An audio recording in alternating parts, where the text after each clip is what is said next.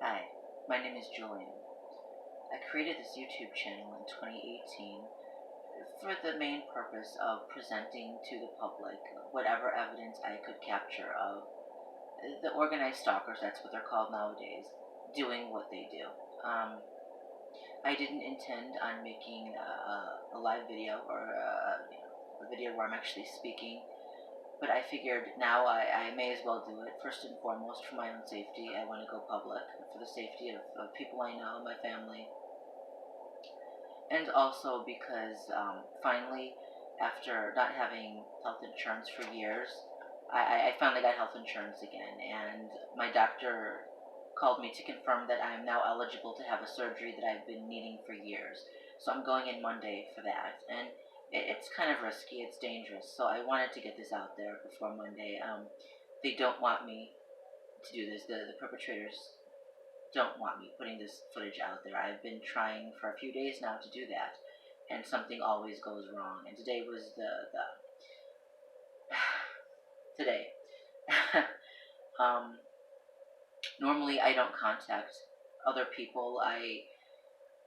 You never know who you can trust. You never know who they are. But today I did, just because I wanted someone who's in the community to know that I'm out there and that I'm also going through this, so that if something does happen to me, my story will be told. So I contacted a website today. I sent a message through the website. It was Freedom for Targeted Individuals. I did that this morning, and with that I sent my contact information, including my email address in this YouTube channel, but also the cell phone that my phone number that this email address is connected to. Okay, so I did that just to try to reach out to somebody, and I'm glad I did it. But the perpetrators were not. So here's what happened. After I did that, I went out and I had my phone with me. This is supposed to be it was supposed to be my safe phone. It was a phone I purchased after I realized that all of my electronics were compromised. All of my devices had been compromised. I found a bunch of other devices on my network, so I knew that these monsters have access to everything. So I bought this new phone as supposedly a safe phone, and I used it for this purpose of for YouTube and to contact I rarely contact people, but to upload videos and when I called the FBI, I gave them that number as well. Okay, so when I went out this morning, I got back home and this is crazy. I don't entirely know what happened. So I was heading to the elevator, and I had a lot of stuff. I had a big cart full of bottled water, and I had all this junk, and I heard something fall onto the floor, but it wasn't quite near me. At least it didn't seem like it was. And I looked over, and there was a woman picking up a cell phone and walking off. And I should have looked in my pocket because I have dropped it in the past. I didn't look. So I went back upstairs, and when I got upstairs, I realized my cell phone wasn't there. My initial hunch to look to see if I had my cell phone with me was correct. So I went back downstairs, and I told the people that I had dropped my cell phone, and I saw someone pick it up. I'm pretty sure that's what happened. I've got so much going on. My head is so foggy. It's been so foggy for the last few days. And they said, well, nobody turned the phone in. So I asked them if they could just look at the cameras, because look, this is Chicago. There are cameras everywhere. There are cameras in this building. Unfortunately, they're never there when we need them. They're either not on, or they're not pointing in the right direction, or at least that's the excuse. There's always going to be some excuse. Those cameras are rarely there for our protection. They're there to surveil us. Is what they're there for. Of course, the cameras. They said that there were no cameras facing that way. I was frantic at that point. I reported it to the cops. And so they got my cell phone. The problem was yesterday I had recorded a very long video, and things kept going wrong. They kept going wrong, and I kept having to re-record. The phone just kept shutting off. It was ridiculous. So finally, by last night, I had something reasonably decent, and I was too tired to edit it, so I figured I would do that today. Well, that was on the phone that they stole. So got back. I came back up to the apartment, and I was panicking because I had just given that number to people, right? So I called. I actually called the number on the website for Freedom, for targeted individuals, and I spoke with someone. I don't even remember now if I asked her name. I think it might have been Ella. It might not have. I don't know. But I explained to her that one of the numbers that I had given no longer applies because my phone is gone, and also I wasn't even sure if I would have access to my email account. So she was pretty nice. She understood. They know how this works. So it's nice talking to someone who knows how this works. Anyway, so we hung up, and I later realized that I was actually still signed in. Luckily, I was still. Normally, I sign out, but I was still signed into my email account on my computer. So I was able to change everything, use my other phone as a recovery phone. I was able to deal with two-step authentication. I was able to turn that off and then turn it back on with a new number. So I've got my email account. So far, so good. It seems to be okay. For now, you never know what's going to happen. There, it's just about creating stress, creating hassle. They didn't want me to do this. They've just had me running around all day long, and when I should be getting ready for Monday's surgery. This is how it works. It's one ordeal after another. Anyway, I can't redo the old video, and I just don't have the energy to include everything in this video that I was going to include that I included in the old video. So I'm going to read a few things that I wrote, and one thing that I printed I don't I printed out from online. Let's see. I'm just going to read a few different documents.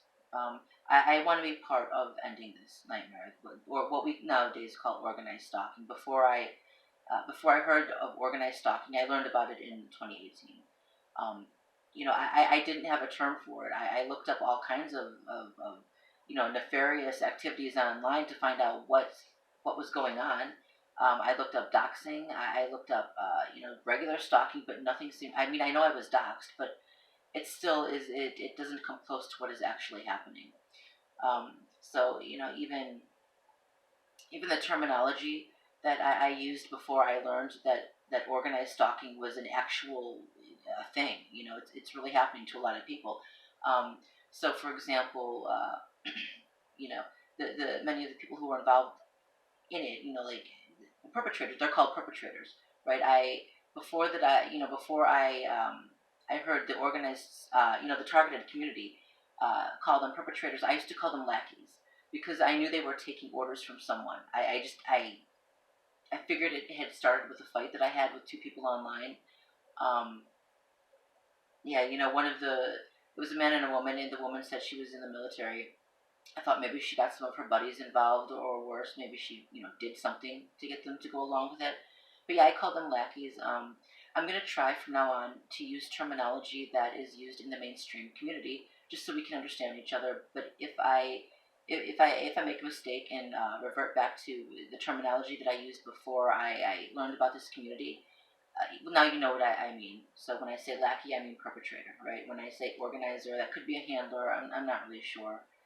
Anyway, I'm rambling on. Hang on a second.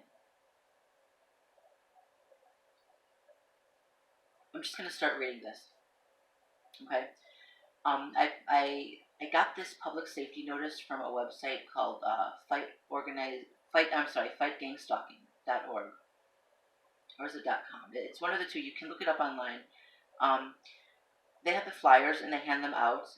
They don't hand them out. I mean, they let you download them and print them so that you can hand them out.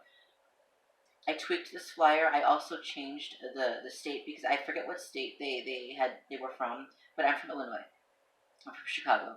So I changed a bunch of things, but you can go to the website to get the actual the flyer. Anyway, public safety notice: organized stalking. This neighborhood has ongoing organized stalking activity, also known as group stalking, mob harassment, and gang stalking. though it has nothing to do with street gangs. The crime involves illegal surveillance and harassment of targeted individuals by multiple perpetrators working together. Often the stalking is orchestrated by a person or group with a grudge against the targeted individual or for political vendettas against whistleblowers and human rights activists. And I would say, too, because this is so similar to COINTELPRO, um, you know, back during the civil rights era, if libertarians were really popular back then, if they even existed, they probably would have been targeted too. Because, what could the government possibly have against people who want a smaller government, right? Back to the flyer. Perpetrators who manage the stalking operations are often associated with private security intelligence firms, or they are corrupt members or former members of the law enforcement community, or criminal informants. These criminals, who appear to have legitimate legal authority, then hire average citizens to engage in the stalking operation, though most citizens are unaware that they are engaging in criminal activity. A civilian detective firm does not have the legal authority to tamper with mail, enter a person's residence without that person's permission, vandalize, steal personal property, install surveillance equipment in a person's home without their permission, and so on. A warrant is needed for many of the activities that the organized stalkers engage in, and only government law enforcement can carry such out. Tactics of organized stalking include illegally entering the target's residence, mail tampering, slander, setups, baiting for a negative response, entrapment, creating false reports in order to convince community members that the target must be monitored, false accusations without giving the target a chance to defend himself or herself, mobbing around the target, right, enclosing the target, mimicking the target's mannerisms with certain gestures, street theater, or putting on skits, or repeating certain comments to or around the target. This can also take on the form of parroting the target's private conversations, or repeating the target's private conversations to him or her, if illegal surveillance and or eavesdropping has been used. Alright? So sometimes a lot of targets, myself included, will have people come up to us and repeat things that we had just said in the privacy of our own home. Okay. Tracking of the target's movements. Recruited team members are told to send notifications of the target's location, among other identifying information, to a superior. Criminal invasion of the target's privacy, for example, tapping phone lines and hacking computers. For this, you can look up the crime of eavesdropping. You can see, where is it? 720 ILCS 5/14-1. Okay, that's for Illinois. If you're in a different state, please, by all means, look up and post the laws for your state. So these aren't the only activities that organized stalkers engage in. This is by no means a full list. Barely, really, it's maybe 1% of it. Okay, back to the notice. Beware of persons who might be falsely impersonating law enforcement personnel to recruit participants for organized stalking operations and to convince community members to allow infiltration into the target's personal affairs. If you are in doubt about the identity of such persons, contact your local police department. Also see 720 ILCS 5/17-2, false personation solicitation. If you are aware that such activity is taking place, please notify the proper law enforcement agencies, and if they won't listen to you, go public. We need whistleblowers. Go public in any way that you can. Okay, especially if you have evidence. Okay, if you have texts, if you have emails, if you have proof that this is going on, please present it to the public. All right. Stalking, malicious following. Okay, you're following someone who's not willing. But the rest of the gang stalking as well. If you're engaging with someone who is unwilling, assume it's wrong. Okay. So stalking, malicious following, surveillance, harassing, intimidating, and or threatening another person in order to cause distress and fear of harm is a serious charge in Illinois. Refer to 720 ILCS 5/12-7.3 stalking, and may result in a prison sentence. Some of the tactics, such as entering a target's residence or conducting certain types of surveillance without a warrant, or punishing an American without a trial, are also serious violations of federal law.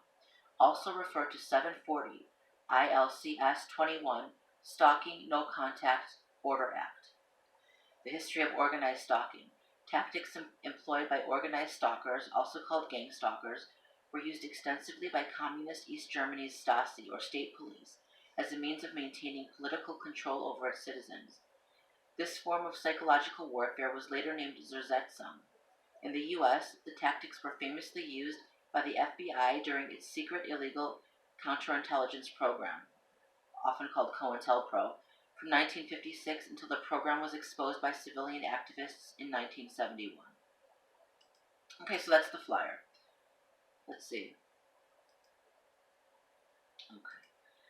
There are some other things that I wanted to point out, typically regarding the Constitution. Now, a lot of people are, they know some things about the Constitution, right? They can probably quote the First and Second Amendments, but most people don't go past that, and they need to. You need to go past that. You just read all of it. But here we're going to deal with two amendments. First one I want to deal with is the Sixth Amendment to the Constitution of the United States. Okay. Here we go.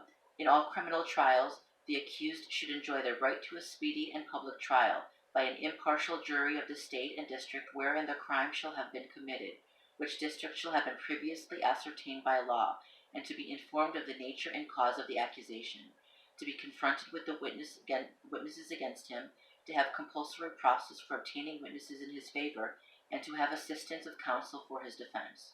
There you go. So, the United States Constitution, and this, I'm just going to read my own commentary. I wrote it, and it's better if I just read to you what I wrote, just because I stutter a lot and I babble, and it'll be better for everyone if I just read something off the paper. I know that's not great for a video, but sorry. Okay. The United States Constitution ensures that all people are innocent until proven guilty in a court of law. Extrajudicial punishment, such as used by vigilante-type mobs, is illegal, especially if waged against an American citizen who has not been convicted of a crime. The Sixth Amendment to the United States Constitution is there to prevent individuals from being charged with crimes they did not commit, were not allowed a defense against, and in some cases, many which are typical among organized stalking victims, were not even informed they were being accused of. The Sixth Amendment is a constitutional brick wall against an undemocratic police state where individuals can be flagged as a threat, be denied due process, refused a defense, and eventually gotten rid of in this manner. The Sixth Amendment is also in place to prevent vigilante justice, where groups of individuals wage an endless war on the accused, administering very illegal forms of extrajudicial punishment to someone they simply have heard is deserving of such, but has not been convicted of any crime. The Sixth Amendment is especially important given how easy it seems to be for malicious individuals to gather the masses together in a vigilante-type mob against someone they don't even know over accusations he or she has not even been allowed a defense against. Okay.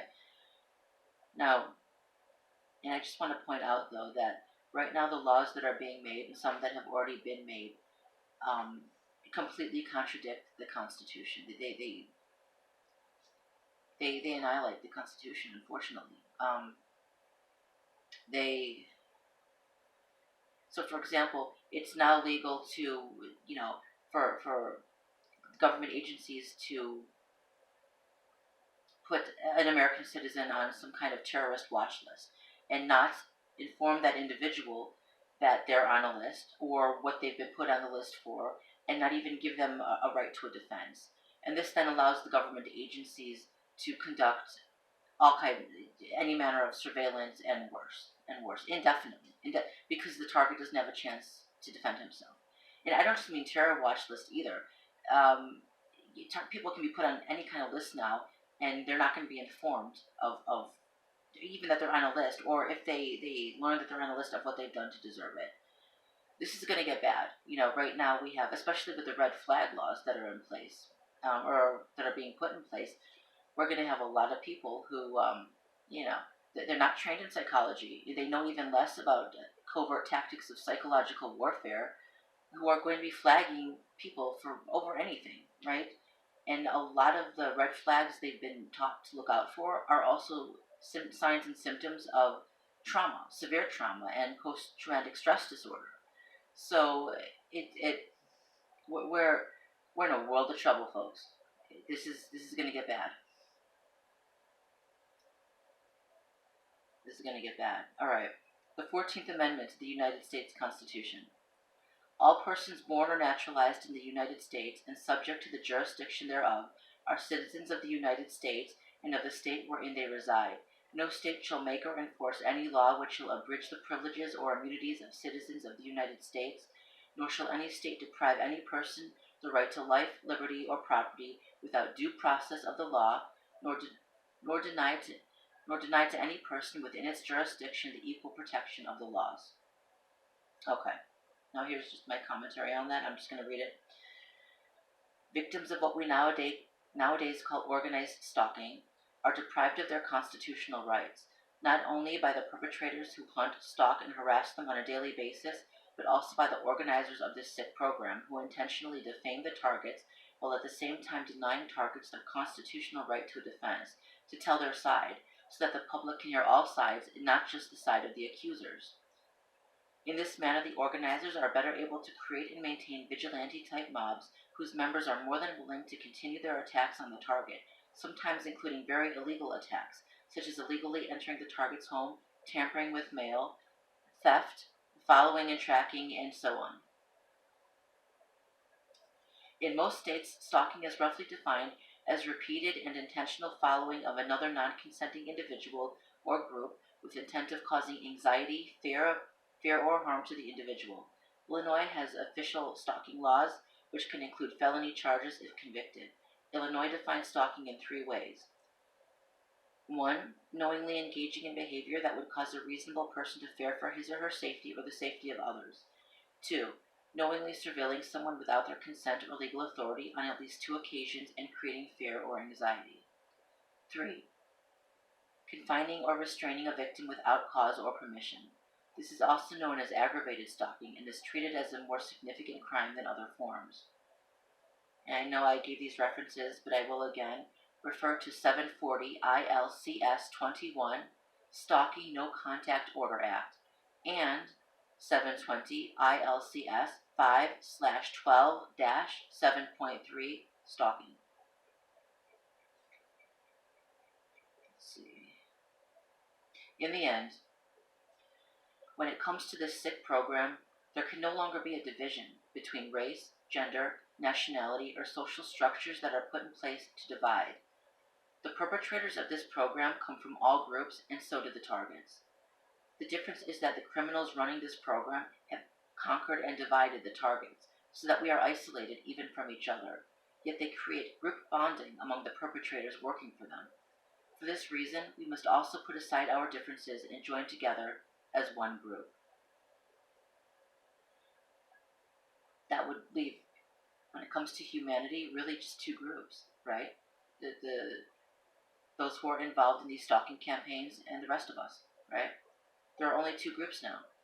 There are those who partake in this perverse program of social control and destruction, and then there is the resistance. We are the resistance. We come from all walks of life, all races, genders, gender preferences, political and religious beliefs and backgrounds, and so on. Some of us are targets, some people know targets, and some simply want to help in what seems like the final battle for freedom. We might even hate each other's views. We might have spent our lives grasping at each other's throats. But these divisions must be put aside.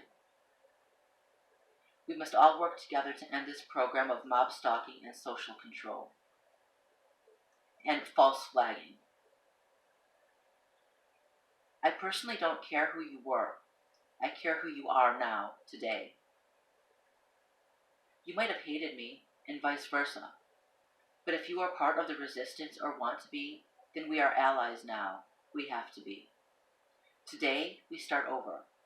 And who knows, maybe when we're finally able to end this perverse and sadistic program, we can once again get back to bickering amongst ourselves.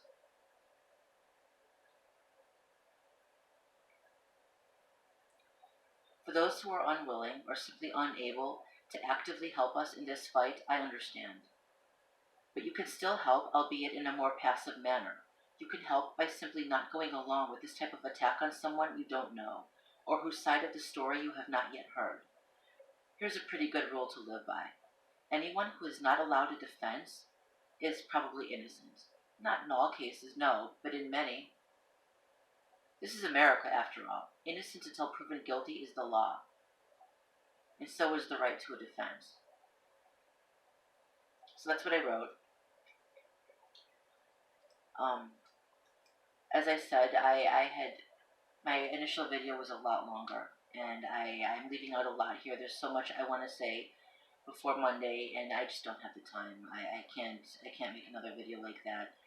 So before I end this video, I wanted to give a few tips to targets. Okay, first of all, please try to get proof. Gather as much evidence as you can, but be careful. Okay, if you run around, chasing someone with a camera, they're going to call you the stalker. They're going to twist it on you. If you allow yourself to be provoked in public, they're going to use that against you. Remember, they're recording. Okay, they want a negative response out of you so that they can use that response against you later. And I'm by no means perfect in this case, especially this one guy.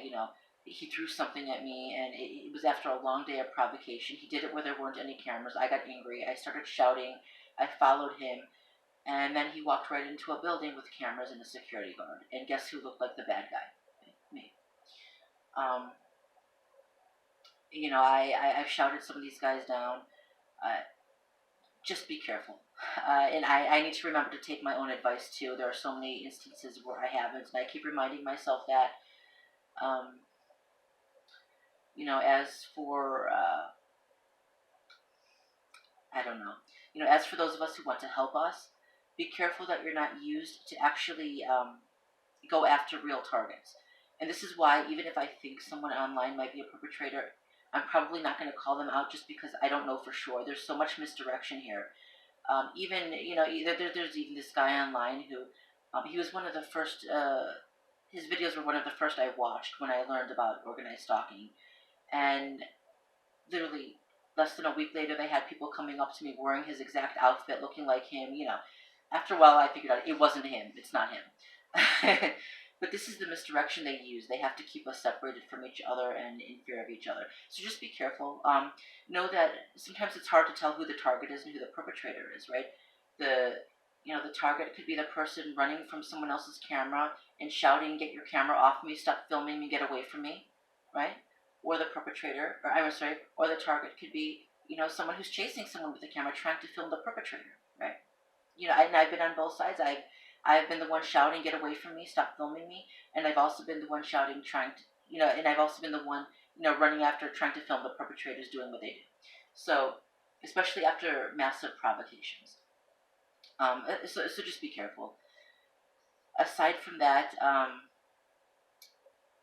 don't know what to say. I hope that I'll be able to make more videos in the future.